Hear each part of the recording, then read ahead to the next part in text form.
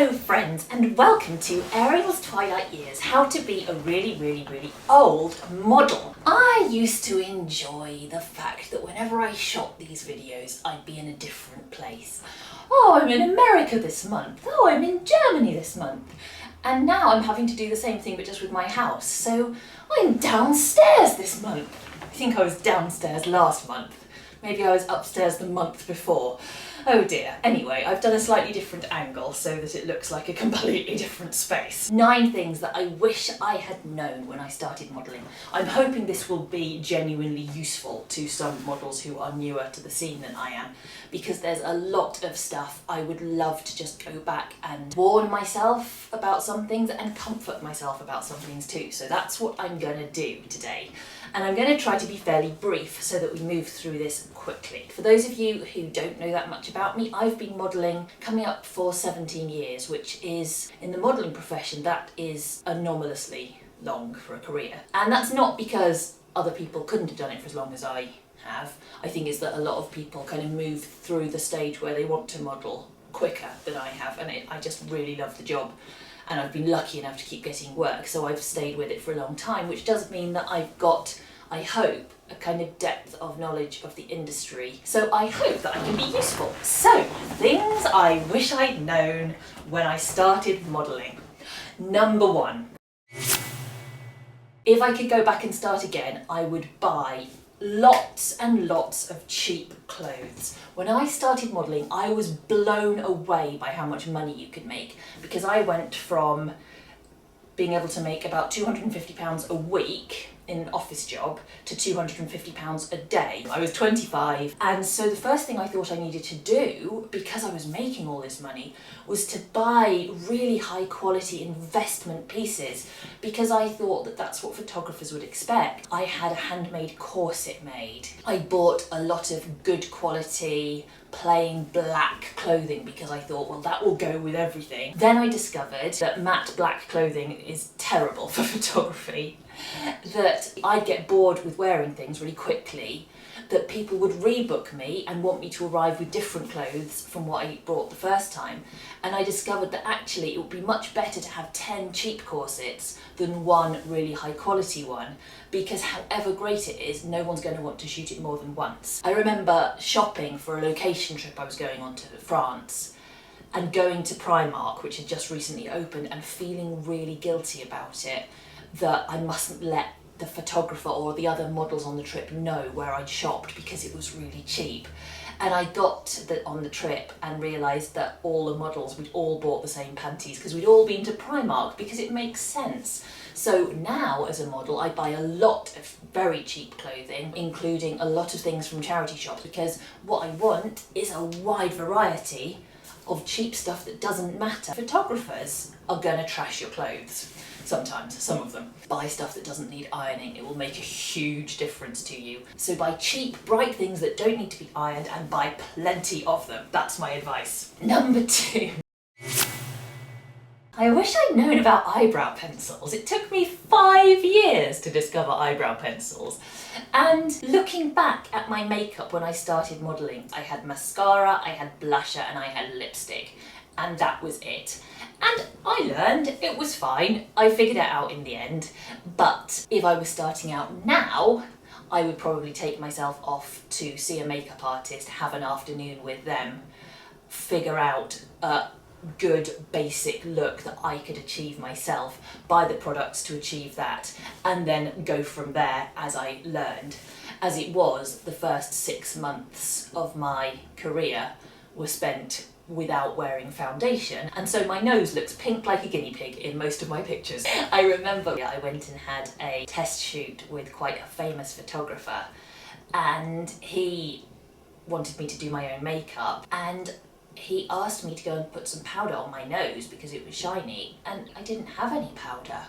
So I just went into the dressing room, put some blusher on it, because that's all I got that was a powder, and went back out again. And then he photographed me. 3. It's about references, and what I would tell my beginner self if I could go back in time is that get references, but not all references are equal. This is something I've learned quite late, and I'm ashamed to say it, but it's true. I've always checked references, which for those of you who are uninitiated, that means that if a photographer contacts you and you would like to work with them but you want to check that they're safe, what you'll do is you'll contact a model who has already worked with them, and you'll be able to see that from their portfolio and ask what that photographer's like, just so that you know you're going into a safe situation. That's the point of a reference. And I've always been good at doing that when I have thought it was necessary. I don't do it if I'm shooting with people in studios most of the time, because I know I'm not going to be alone with them. But if I'm going to be alone with them, and especially if we're doing anything where I'm going to be restrained in some way, or if there's going to be any physical contact between us, I always check references. But last year I got sexually assaulted at a shoot, and I had checked his references, but I'd only checked with one model. I think she probably gave me a truthful reference. I think her shoot with him was fine by her standards. But of course, what her standards for what made an okay shoot were, and what mine are, don't necessarily match up that well. And so now I realise if I talked to the right people, I would have found out he was dangerous to work with, because some of my peers had worked with him and had had bad experiences. I just didn't ask the right people. So what I would tell beginner me is that don't just choose a random name, because you have no idea if they're a professional model. So go for the most experienced person you can find for that reference, and someone, if you can, who works in the same genres as you, because that reference is going to be a lot more meaningful. And another reason why I think it's important to check with someone who is genuinely one of your peers is that it's a horrible thing to say, but unfortunately some photographers will treat models in different areas of the industry completely differently. So for example, sometimes you will have photographers who treat a fashion model with kid gloves,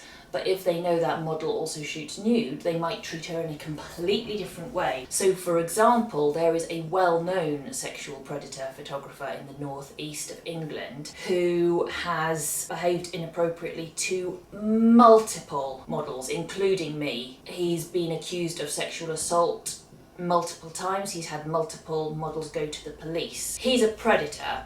His behaviour is not acceptable.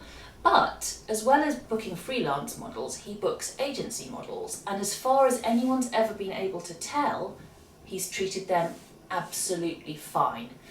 So that's another reason why I would say check with a model who works in your genre. Although it might be that a hardcore porn model will be able to give me a really appropriate reference for someone I'm going to work with, it's going to be much more useful if I can check with a model who works to the same levels as me, because then she's likely to be sensitive to the same things that I am, and that is really useful to hear. Okay, this is one that I wish I'd been faster with, and that is I would like to go back and tell 25-year-old Ariel that who you work with sends a message, and it sends a message to other models, and as you get better known, that message gets louder and louder, and it sends a message to other photographers, including potentially predators. So for example, if you're a model who goes back multiple times and works with someone who's been treating you badly, like the photographer in the northeast of England I'm talking about, if you keep going back to him, you send a message to all the other models, including the ones who are newer to the industry than you, that it's okay. If you keep on getting new pictures from that photographer popping up on your portfolio, it reassures models, potentially wrongly, that they should be okay working with him as well. And it also, if you do keep going back, as I did early in my career, because I was scared not to, I thought that I needed every single person who wanted to work with me, it sends a message to other potentially predatory photographers that you're someone who they can maybe get away with things with. And so I would say, if I could go back in time, I would tell myself to stop working with those people a lot sooner, because you don't need them. You don't need any individual client in this industry. You need hundreds of clients to fill your diary as a professional model. No one client is either here nor there.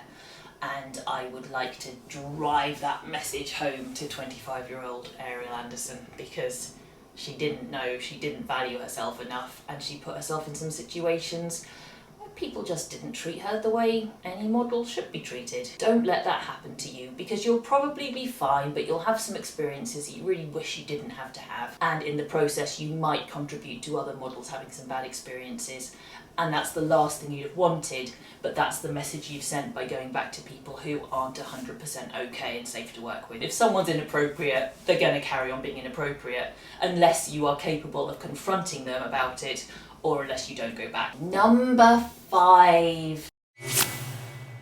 Make friends everywhere. I realised really quickly that the thing that was going to make this career of modelling a joy for me was getting to work with people multiple times. I like building relationships. It makes sense from a professional point of view to keep working with the same people, because the admin shrinks on multiple shoots, because you don't need to go through all of the booking conditions every time. So it's nice professionally to work with the same people multiple times, but it's also lovely from a personal perspective. So as soon as I started modelling, I realised there were people who were going to book me multiple times, and so making friends with photographers was a good idea. I also realised really quickly that studio owners wield a great deal of power, probably less now than they did when I started modelling, because back then a lot of studios booked models on behalf of photographers, so having a lot of studio owners like you was a really, really good idea. So I tried early on to be really obliging to studio owners who tried to book me at short notice or wanted someone for a cancellation. I tried to make myself valuable to them, and in turn they made themselves really valuable to me. But one thing I was a little bit slow to pick up on was how valuable it is to have model friends. Now, it's not like I was actively unpleasant to any models when I started out, at all, but I was really shy of other models. I thought we were in a really competitive field and they probably wouldn't want to help me get work. I was very lucky to come across a lot of very experienced models very early in my career, and they gave me a lot of help in terms of helping me find clients, but giving me advice, telling me people to avoid. And I realised within a year of modelling that having model friends was one of the most precious things you could have. To help you get work, absolutely, but to keep you safe and to give you emotional support. And I wish, this is one of the things I'd just like to go back and comfort myself with, that this isn't going to be a lonely career. You're not going to just make friends with a load of old men.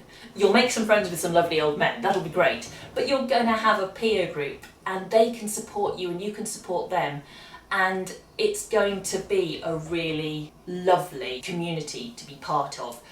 And I have seen new models sometimes alienate themselves from the model community alarmingly quickly. And you should be nice to your peers anyway, even if there's nothing in it for you. But also, just from a self-protection point of view, it's really nice to have other models who care about your experience. One of the things I certainly have noticed as I've got more experienced, I get more and more models writing to me asking for advice, and I always reply to them.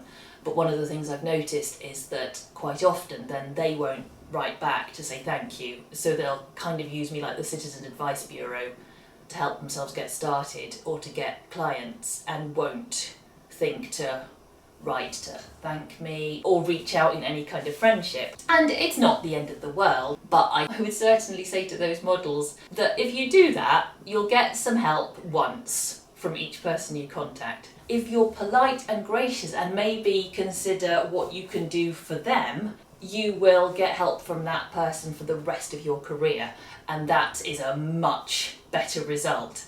And you might make a friend along the way, which is the best thing of all. Number 6.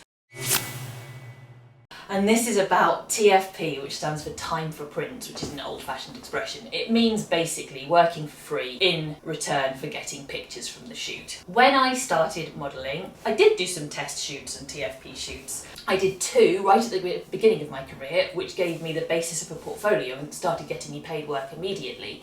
And then I was persuaded a few times to do free shoots or test shoots that were meant to lead on to paid work. I did a few, and they didn't, by and large, lead on to any paid work. Sometimes they led on to more offers of work that I wouldn't have been paid for, but really that became very lacking in value to me very quickly, because I realised a lot of the time I was getting pictures from my paid shoots anyway, because a lot of commercial photographers are really generous and you can raise their profile if you use their pictures in your portfolio, so it's really quite a win-win situation, and that's how a lot of photographers see it. So I was lucky that after about 6 months of mostly doing paid shoots, but doing these occasional TFP shoots that didn't lead on to anything, sometimes it didn't even lead on to getting any pictures, a very experienced model who was just in the way to retiring said to me, just don't ever do them.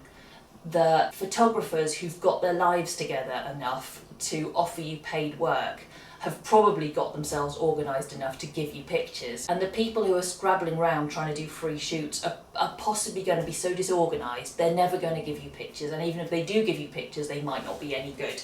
So that was great advice, and if I'd been told that in my first week instead of after 6 months, I would have saved myself a few stupid full-day shoots with people dangling the idea of a jewellery campaign over me like a carrot. Grr, fierce. Grr. Makes me quite angry. I had some really stupid shoots with people who just lied to get the shoot. Number 7. Spell out your conditions. Don't assume people will be reasonable. For example, I had a day rate. I still have a day rate. But when I started modelling, I didn't think to communicate what a day meant to me. To me, it meant 7 to 8 hours, like an office day. But then, having been caught out by photographers who would start the shoot at 6 AM and maybe wouldn't finish again, or would try not to finish again until 10 at night, and I'm not exaggerating, this actually happens sometimes. Having realised that, eventually I amended my terms and conditions, so I stated how long the day was going to go on for, because I realised that while most people are reasonable, you will get people regularly who will not be reasonable, especially if they're not paying for a studio. They will just make the shoot stretch for as long as they can get away with. And so being really firm about what a full day means to you, what a half day means to you, what you need in terms of breaks. It might be worth specifying what nude means to you. Obviously, a lot of the time your portfolio can give that information for you. If you put up the sort of pictures you'd be happy posing for, that will tell photographers 9 times out of 10 what nude, for example, means to you. But if you're particularly sensitive about that kind of thing, it's worth saying if you don't want to pose with your legs apart, for example, or if you don't want to let your pubic area be visible, or if you don't want nipples to be visible. It's way easier to do it in writing than it is to do when you're naked in front of a photographer in a studio. That's horrible for everyone, I think. For location trips, when you're going away with the photographer and you're not in control of your own travel arrangements and accommodation, it's definitely worth spelling out how many hours you are prepared to work in a day, for example. Do you want to be doing 12-hour days? You probably don't, so it's probably worth explaining that. Quite a lot of the time on outdoor shoots, photographers want to shoot dawn and dusk, which can make for a very long day. So for example, I would stipulate that if you want me up at dawn, and if you want to also shoot dusk, then I need to have a considerable section in the middle of the day where I can rest. And I might stipulate in a week-long shoot that I'm not prepared to do more than 3 sunrises, for example. And it's fine to do all of that. I think that early on in my career, and I know lots of models feel the same, you feel like a diva for writing that stuff down, and you're scared a photographer will read your portfolio notes and go, oh, she sounds like a nightmare, I'm not going to bother with her. But actually, it's not true. If you say it in a positive and professional way rather than a big rant, then it's not going to put reasonable people off. It really isn't. And it just is so much nicer to avoid having to have a confrontation about it when you're already on location. So also I would stipulate I want my own bed, because sharing a bed suddenly with a model you've never met before is super awkward, not very professional. I made a YouTube video about that single subject, and it is much nicer if you can make your stipulations, have them met, and then you can do a really good job for a photographer. And that's how I try to think of it now. I say, in order to do a good job for you, these are the things I need. Number 8. Question people's agenda when they tell you you should change your look. In my first 6 weeks of modelling, I had 2 different people tell me I should have breast implants. I had a fashion photographer say I was too fat, and I had a fashion agent telling me I shouldn't do BDSM. Were any of them right? No, they weren't right. The fashion agent who said I should lose weight to do fashion was probably absolutely right. So I just didn't do very much fashion, that's fine. Because I knew that I am naturally dress size 10 in the UK. Even when I was 16 and a gymnast and a ballet dancer, I was still dress size 10. It's my natural size. To get below that size would have been, I think, unsustainable for me and probably not very good for me psychologically. So I don't bear him any malice. He was probably right to fit the sample sizes. I would have needed to be thinner, and I just don't want to be. The fake breast people were absolutely wrong. They might have preferred me to have giant breasts, but my career has been everything and more that I've wanted it to be. So I didn't need to listen to them. They were just telling me they liked big breasts. That's what they were telling me. It was nothing to do with what would be good for my career. It'd be what would be good for their eyes, which I don't care about. They can book someone with fake breasts. And the fashion agent telling me not to do BDSM, well, if I hadn't wanted to do BDSM, that would have maybe been good advice. But it turns out I did want to do BDSM, and so I decided not to work with him. So I would just say, just because someone's got a camera, do not assume that the stuff they tell you about how you look wrong is correct. It might not be correct at all. I like to say to myself that I've got A-cup breasts, and I've had a 17-year career. I've bought 4 houses, I'm about to buy another one. My A-cup breasts have got me a really long way. The actual freelance models are a diverse looking bunch, actually. I don't think there are many non-negotiable characteristics that we need at all. We just need to look pleasing as a whole, I think, to some people.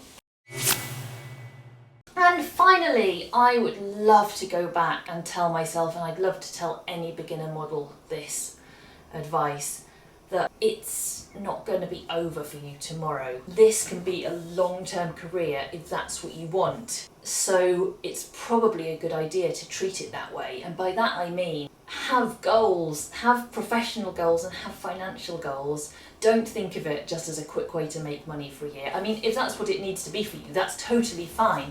But if you love it, consider the fact you might be doing this 20 years later. And so concentrate on building good relationships with photographers, with studio owners, with other models, with makeup artists, because it might be that you can work with them for 20 or 30 years. Take time off. I couldn't. For the first 10 years of my career, I didn't dare take any time off because I kept thinking it was going to end any minute, and I wanted to appreciate it and take every opportunity that came along. And although it's good to take opportunities that come along, the fear I felt all the time was kind of overwhelming. And if only I'd known that 17 years later I'd still be doing it, I could maybe have relaxed and taken some Christmases off. And so I'd love to say to you, if you're earlier on in your journey than me, relax a bit, take holidays, it's fine, and your body and mind needs it. And working 7-day weeks in the long term is not going to achieve that. Save your money. For the first few months of modelling, I felt like I was earning so much. It felt like pretend money, and it didn't occur to me really to save it. Then I started to realise, wow, this could actually make a difference to my life. I could buy a flat with this, and I did start saving it. But I certainly know some models who took a lot longer to get to that point to realise this could potentially be life-changing amounts of money if I do sensible stuff with it. And so I'd like to say to any new model, just start putting money aside and start thinking about what you're doing it for. Do you want to own property? Do you want to invest it in getting other qualifications in the future? And just know what you're working towards, because apart from anything else, it makes your success more meaningful when you know what it's going to give you in the future. And don't just drift into the genres that other people want you to do. If you're going to be doing this in the long term, you need to have career satisfaction for yourself. About 10 years into my career, I drifted into a phase of my career where I was basically being booked to do artistic nude dance shoots. Now, it's a nice genre, I like it, and I trained as a ballet dancer, so it gives me happiness. But it was very physically demanding, and I started to get quite bored. It was hard physical work, I was getting a lot of injuries, and I was also repeating myself a lot because there's only so many ballet poses that I was physically capable of doing safely that look nice naked, and I realised I'd sort of allowed other people to turn me into what was bookable for them. And actually, if I wanted to have control over my career, I was going to have to do it. I couldn't just wait for people to book me for something else. You'll always be booked for more of what people can already see you doing. So if there's a genre you want to work in, you're going to have to make the effort to and make people see you that way.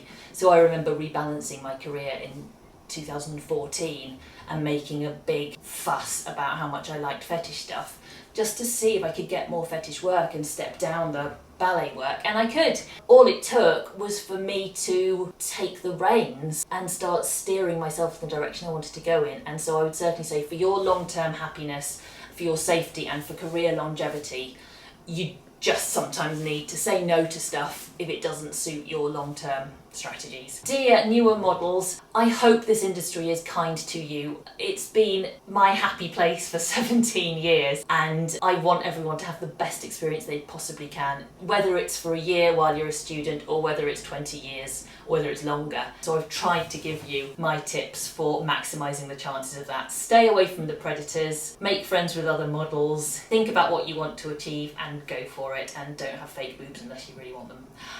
Bye bye! Obviously Botox is totally 100% fine. Everyone should have that. Yes!